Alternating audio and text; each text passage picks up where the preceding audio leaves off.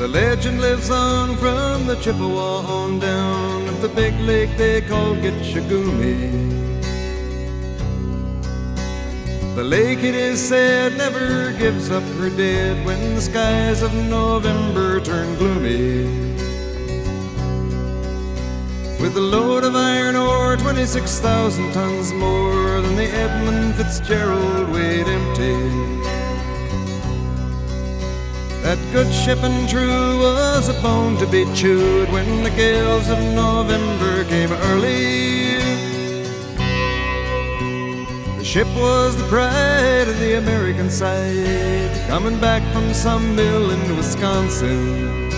As the big freighters go, it was bigger than most, with a crew and good captain well seasoned, concluding some terms with a couple of steel firms when they left fully loaded for Cleveland. Then later that night when the ship's bell rang, could it be the north wind they'd been feeling?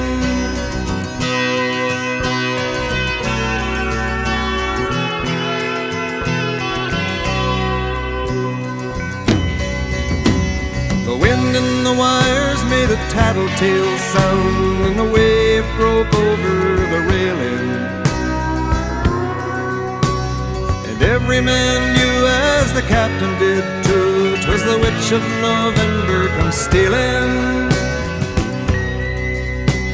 The dawn came late and the breakfast had to wait when the gales of November came slashing.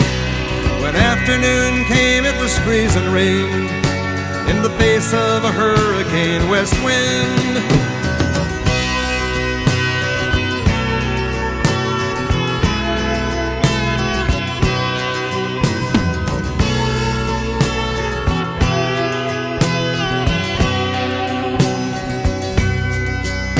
When supper time came, the old cook came on deck saying, "Fellas, it's too rough to feed you." At 7 p.m. a main hatchway caved in. He said, "Fellas, it's been good to know ya." The captain wired in, he had water coming in, and the good ship and crew was in peril. And later that night, when his lights went out of sight, came the wreck of the Edmund Fitzgerald.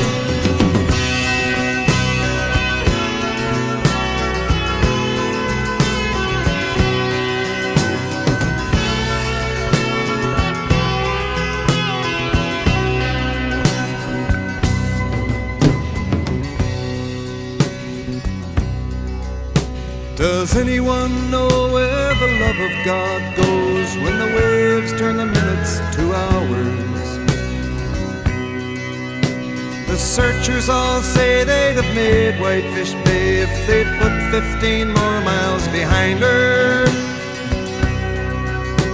They might have split up or they might have capsized. They may have broke deep and took water. And all that remains is the faces and the names of the wives and the sons and the daughters.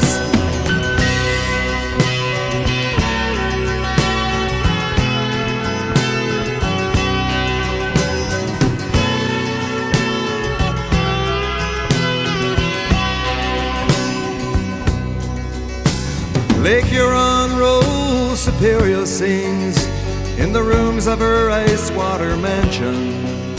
Old Michigan steams like a young man's dreams. The islands and bays are for sportsmen. And farther below, Lake Ontario takes in what Lake Erie can send her. And the iron boats go, as the mariners all know, with the gales of November remembered.